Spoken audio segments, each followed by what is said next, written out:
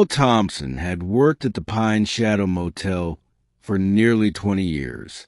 He'd seen things most people wouldn't believe. Fights, fires, break-ins, and, of course, the disappearances.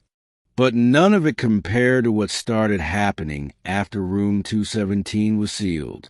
The owners had ordered the door boarded shut after that nurse went missing. The police had written it off as voluntary disappearance, though Earl knew better. He was the one who found the water pooled under the bed. He was the one who heard the voice on the phone, whispering, "Don't sleep yet." After that night, Earl promised himself he'd never step inside room 217 again. But promises have a strange way of breaking themselves. It was late, maybe 2 a.m. when the lobby phone rang.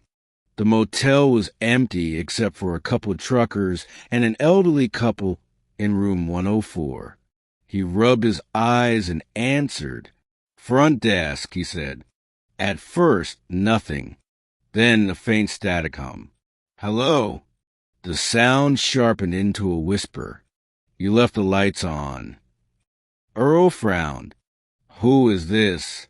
The line crackled. "They don't like the lights." The phone clicked dead. He stood there for a second, staring at the receiver. Then he slowly turned his head toward the hallway camera screen on the counter. The monitors were black and white, grainy and old, but one thing caught his eye.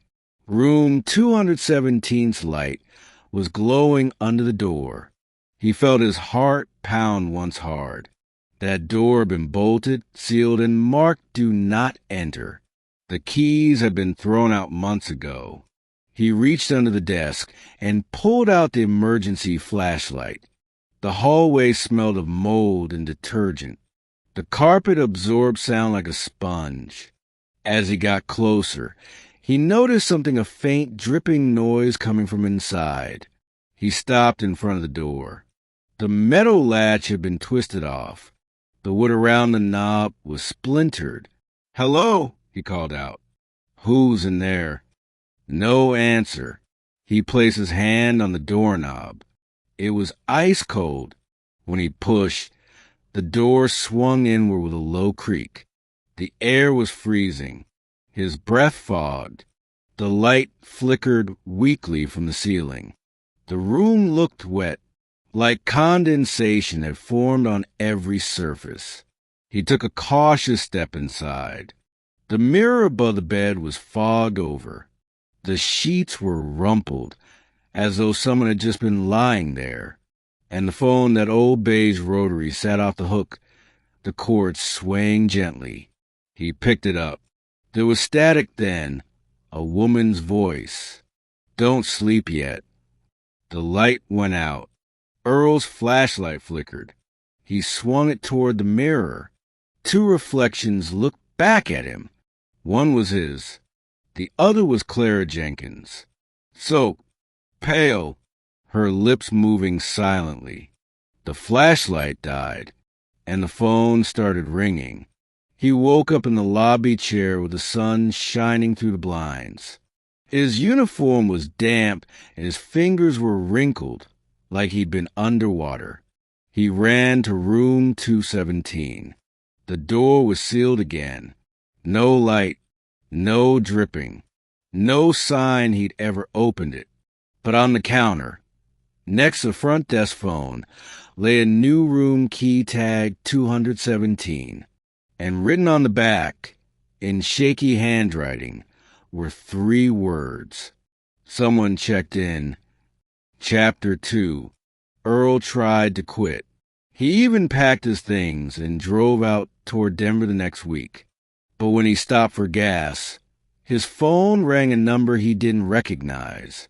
When he answered, a whisper said, "Front desk." He froze. "Who is this?" Static filled the line. Then, "You left the key." The call disconnected. He stared at his hand. The 217 key, the one he'd left on the counter, was sitting on the passenger seat beside him. He threw it out the window and drove for miles without stopping. But by the time he reached his sister's house that night, the key was on his dashboard again. He didn't tell anyone. Who would believe him? So he went back.